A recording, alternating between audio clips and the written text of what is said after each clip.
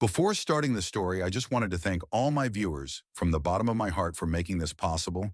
As I have almost reached a 1,000 subs on this channel, please continue to support me. And for the new viewers, please like and subscribe the channel. I am just a lad that is trying hard to get by. I've been a detective in these parts for nearly 20 years, but what happened last summer still haunts me. It started with a simple call, an overdue group of hikers. It wasn't uncommon. People got lost all the time, especially in the deeper parts of the forest where the trails were nothing more than faded memories of a path. But something about this group was different. A chill ran down my spine when I heard their names over the radio. James, Lily, Clara, and Aaron. A tight-knit group of friends, always looking for the next adventure. The more dangerous, the better. As I drove to the ranger station, my thoughts swirled with unease. The fog was thick that morning, clinging to the trees like a shroud. The familiar sight of the towering pines, usually so reassuring, offered no comfort.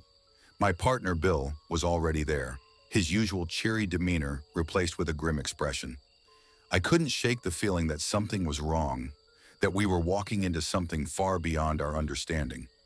They were heading up Angel's Landing in Zion, Bill said, his voice low and clipped, as if speaking too loudly would invite something terrible. Not many go out that far, and those who do, well, they don't always come back. I nodded, feeling the weight of his words. Bill wasn't one to spook easily, and his unease only deepened my own.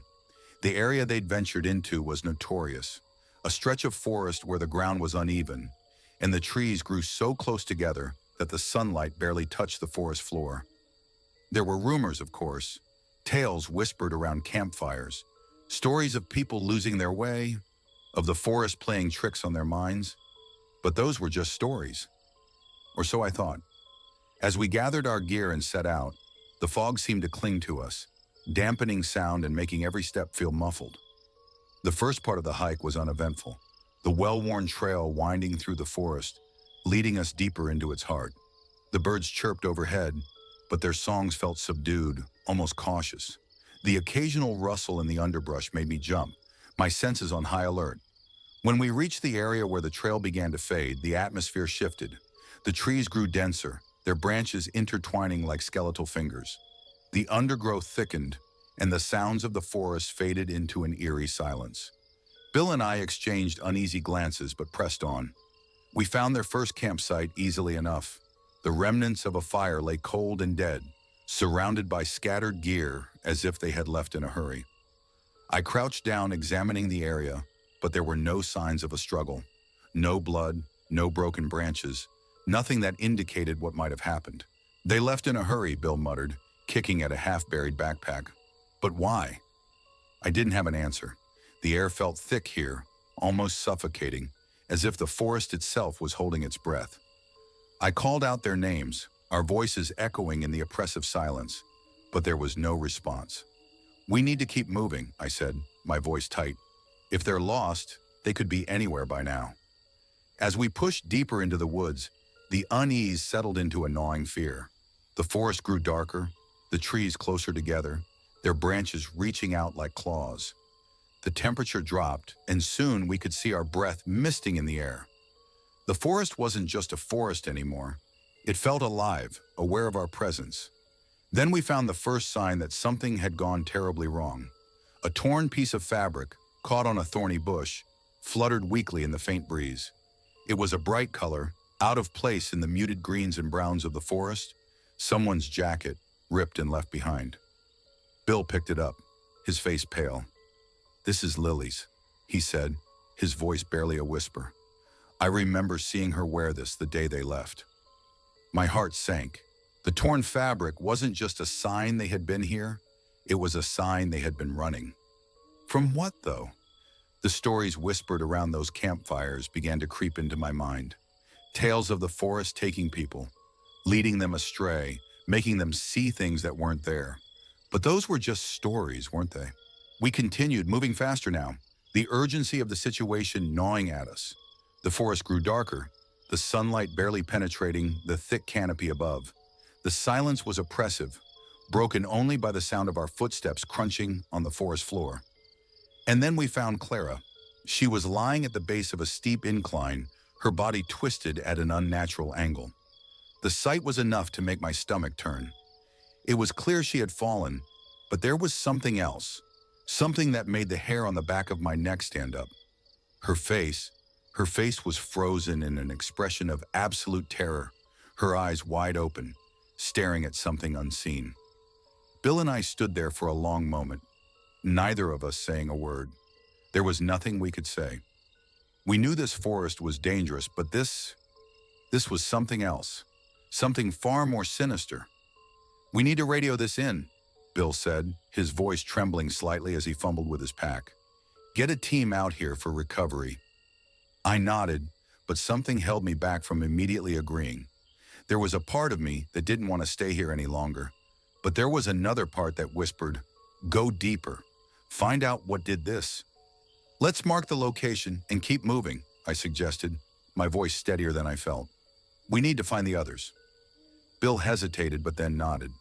We marked the spot, a grim reminder of what we'd found, and pressed on, each step feeling heavier than the last. The trail, if you could still call it that, led us into an even darker part of the forest, where the trees grew impossibly tall and thick, blocking out what little light remained.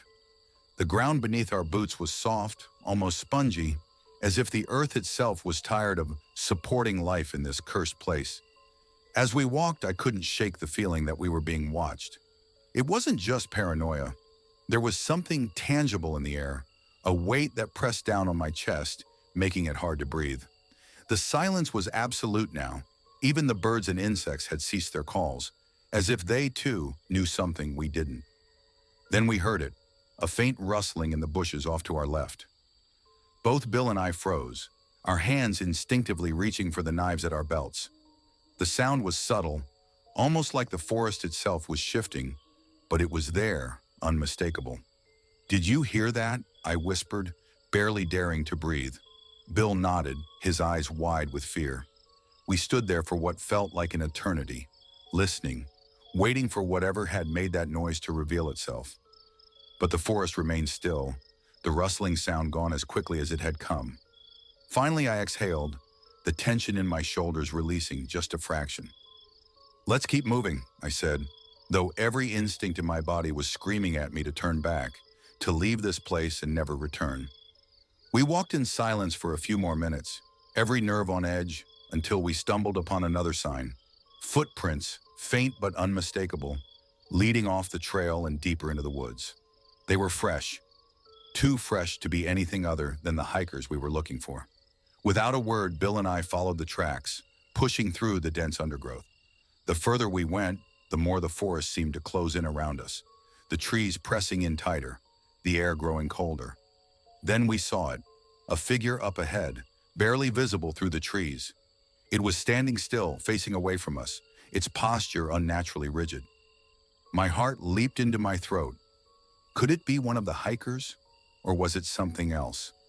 My pulse quickened as we approached the figure, each step feeling like it took an eternity. The figure stood eerily still, as if frozen in time, its back turned to us. Bill and I exchanged a glance, neither of us wanting to be the first to speak, the first to break the suffocating silence that had settled around us. When we were just a few feet away, I called out, my voice trembling, "Hey, are you okay?" No response. The figure remained motionless, not even a twitch to indicate it had heard us. My grip tightened on my knife as I took another cautious step forward, every instinct screaming that something was terribly wrong. Then, with a suddenness that made my heart skip a beat, the figure turned. It was Aaron. His face was pale, his eyes wide and empty, like he was staring through us rather than at us. But what struck me most was his expression. It was a mixture of sheer terror and utter confusion, as if he couldn't comprehend what he was seeing. "Aaron," I said, relief mingled with unease. "It's us, the Rangers. What happened? Where are the others?" Aaron blinked slowly, his gaze unfocused, and then he spoke, his voice barely a whisper. They took them." My blood ran cold. "Who took them? What are you talking about?" He didn't answer. his eyes glazing over as he swayed on his feet. I reached out to steady him, and as I did, I noticed something strange. His clothes were damp, his boots caked with mud, as if he had been walking through water. But there was no river or stream anywhere near this part of the forest. "Aaron, stay with us," Bill urged, stepping closer. "We need to get you out of here." But Aaron shook his head, his eyes wide with fear. "No, you don't understand. They're coming. They're coming for me."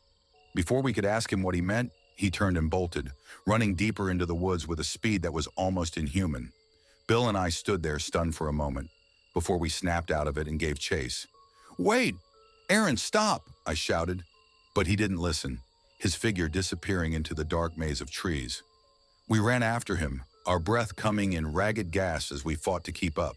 But Aaron was too fast, too desperate, and soon we lost sight of him entirely.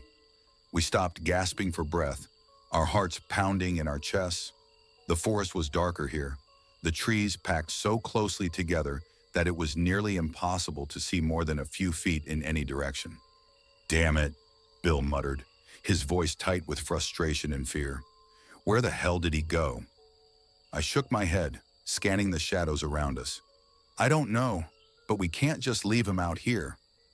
We stood there for a moment, catching our breath, and that's when I noticed it. Something moving in the shadows just at the edge of my vision. I turned quickly, trying to catch a glimpse, but whatever it was darted out of sight before I could get a good look. "Did you see that?" I asked, my voice barely above a whisper. Bill nodded, his hand on his knife. "Yeah, we're not alone out here." We backed up slowly, our eyes scanning the forest for any sign of movement. The feeling of being watched was stronger now, almost overwhelming, and I could feel the hairs on the back of my neck standing on end. Then, just as suddenly as it had appeared, the movement stopped. The forest was still again, but the silence was heavier than before, pressing down on us like a weight. "We need to find Aaron," I said, my voice trembling, "and we need to get the hell out of here." Bill nodded, and we started walking again, our pace quickening as the sense of dread continued to grow. The forest around us seemed to close in, the trees like towering sentinels, watching our every move.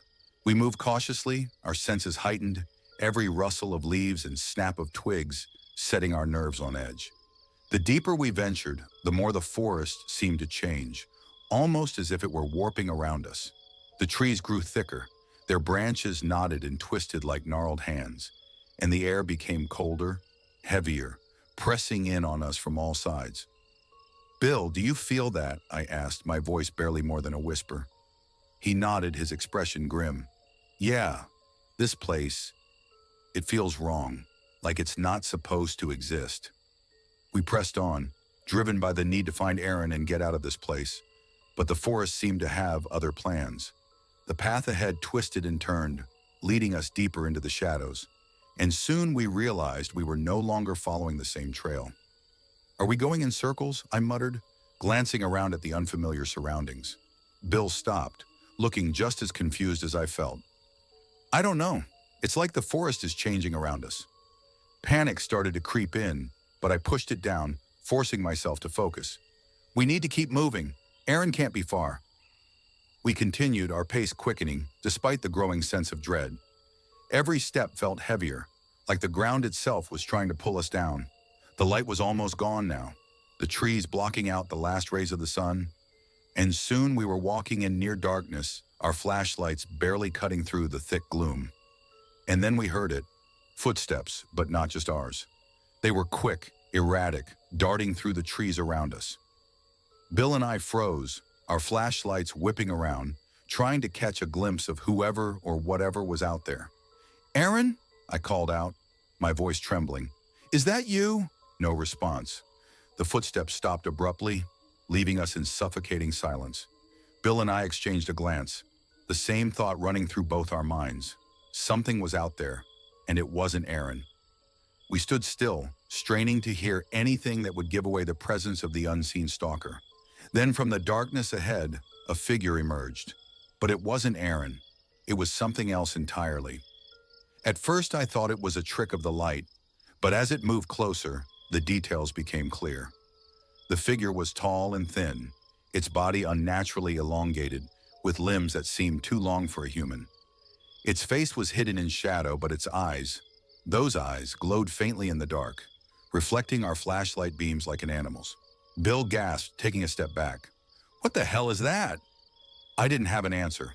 The figure stood there watching us, its presence filling the air with a sense of overwhelming dread. My instincts screamed at me to run, but my feet were rooted to the spot, paralyzed by fear. Then, without warning, the figure moved, darting towards us with impossible speed. Bill and I turned and ran, our hearts pounding in our chests as we sprinted through the forest, the sound of the creature's pursuit close behind. We ran blindly, not caring where we were going as long as it was away from that thing. The forest blurred around us, the branches whipping against our faces and tearing at our clothes, but we didn't stop. We couldn't stop. Finally, after what felt like an eternity, we burst into a small clearing, our lungs burning, our legs shaking from the effort. We stumbled to a halt, gasping for breath, our eyes darting around for any sign of the creature. But it was gone. The forest was still again. The only sound our ragged breathing. For a moment I dared to hope that we had escaped, that whatever had chased us was gone. But then, from the shadows at the edge of the clearing, we heard it again. The footsteps, slow and deliberate, coming closer. "We have to keep moving," I gasped, grabbing Bill's arm. "We can't stay here." Bill nodded, his face pale, and we took off again, plunging back into the forest. The trees closed in around us, the darkness becoming almost suffocating. But we didn't stop. We couldn't stop. The footsteps followed us, always just behind, always just out of sight. And then, just as suddenly as it had started, the pursuit stopped. The footsteps faded, leaving us in eerie silence once more. We slowed to a walk, our bodies aching, our minds reeling from the terror we had just experienced. But as we caught our breath and tried to get our bearings, something else caught my eye, something glinting in the underbrush ahead. I moved closer, brushing aside the leaves, and froze. It was Aaron's flashlight lying on the ground, its beam flickering weakly. But there was no sign of Aaron. As I stared at Aaron's abandoned flashlight, a cold dread settled over me. Bill moved beside me, his breath shallow as he bent to pick it up. The beam flickered once more, before going out completely, plunging us into an oppressive darkness. "What the hell happened to him?" Bill whispered, his voice barely audible over the pounding of my own heart. "I don't know," I replied, my voice hollow. "But we need to find him before whatever's out here does." We moved cautiously, every step feeling like it could be our last. The forest was silent again, but the sense of being watched was stronger than ever. It felt as though the trees themselves were alive, shifting and whispering as we passed, leading us deeper into a labyrinth from which there was no escape. As we pressed on, the underbrush grew thicker, the path more treacherous. It was as if the forest didn't want us to leave, like it was pulling us further into its depths. The trees loomed over us, their branches intertwined to form a canopy that blocked out the sky. We were trapped in a world of shadows, and the only sound was our labored breathing and the crunch of leaves beneath our boots. Then we heard it, a faint, desperate cry. It was Aaron, his voice weak and trembling, coming from somewhere ahead. My heart leapt with hope, but that hope was tinged with fear. What if it wasn't Aaron? What if it was something else? Something trying to lure us deeper into the woods? But we couldn't ignore it. Bill and I exchanged a glance, both of us knowing the risks, but we had no choice. We followed the sound, moving as quickly as we dared through the tangled undergrowth. The cries grew louder as we approached a small moonlit clearing. There at the center, we found Aaron, huddled against a tree, his body shaking with fear. His clothes were torn, his face streaked with dirt and tears. But he was alive. "Aaron!" I called out, rushing to his side. He looked up at me with wide, terrified eyes, his voice a mere whisper as he muttered, "They're here. They're everywhere." Before I could ask him what he meant, Bill let out a strangled cry. I turned to see him backing away from the edge of the clearing, his face pale, his eyes wide with horror. And then I saw them. Figures, dozens of them, standing at the edge of the clearing, just within the shadows of the trees. They were tall and thin, their limbs impossibly long, their faces hidden in the darkness. But their eyes glowed faintly in the dark, reflecting the pale light of the moon like the eyes of a predator. They were watching us, silently, patiently, as if deciding what to do with us. The air was thick with their presence, an oppressive weight that made it hard to breathe, hard to think. "Aaron, we need to go," I whispered urgently, grabbing his arm. But he shook his head violently, pulling away from me. "No, we can't leave. They won't let us." I looked at Bill, who was frozen in place, his eyes locked on the figures. "Bill, we have to move. Now." But before we could take another step, the figures began to move, slowly closing in on us from all sides. There was no escape. The forest had us surrounded, trapped in a nightmare from which there was no waking. As they drew closer, I could feel their presence like a physical force, pushing down on us, sapping our strength. My vision blurred, and my legs grew weak, as if the very life was being drained from my body. "Aaron!" I shouted, but he was unresponsive, lost in his own terror. Bill tried to move, but he stumbled, collapsing to the ground as the figures loomed over him. And then, just as the darkness threatened to consume us completely, the figures stopped. They stood there motionless, as if waiting for something. I struggled to stay conscious, my vision fading in and out. But I could still feel their eyes on me, burning into my soul. In that moment, I understood. The forest wasn't just alive, it was sentient. It had called these figures, these watchers, to protect it, to keep out intruders like us who didn't belong. We had trespassed on sacred ground, and now we were paying the price. But as quickly as the realization came, so did the darkness. The last thing I saw before everything went black was Aaron's terrified face, and the faint glow of those inhuman eyes watching me from the shadows. I woke up to the sound of birds chirping and the warmth of the morning sun on my face. I was lying in the middle of the clearing, the forest around me bathed in soft light. For a moment, I wondered if it had all been a nightmare, some terrible dream brought on by the stress of the search. But then I saw Bill still unconscious beside me, and Aaron huddled against the tree, his eyes vacant and his body trembling. The memory of the night before came rushing back, and with it, the realization that we had been spared, though I didn't know why.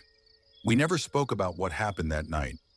When we were finally found by another search and rescue team, we didn't tell them about the figures, about the watchers. We said we had gotten lost, that we had been separated from Aaron, and that we had spent the night in the forest trying to find our way back. But the truth stayed with us, haunting our dreams, following us into the daylight. The forest had let us go, but not without a price. We had seen what was never meant to be seen, and that knowledge would stay with us forever. Aaron never recovered. He became a shell of his former self, haunted by what he had experienced until he finally disappeared from the hospital one night, never to be seen again. Bill and I returned to our duties, but we were never the same. The forest had taken something from us that night. Our peace of mind, our sense of security, our belief that the world was a safe place. And the watchers, they were still out there, hidden in the shadows, waiting for the next intruders to cross the line.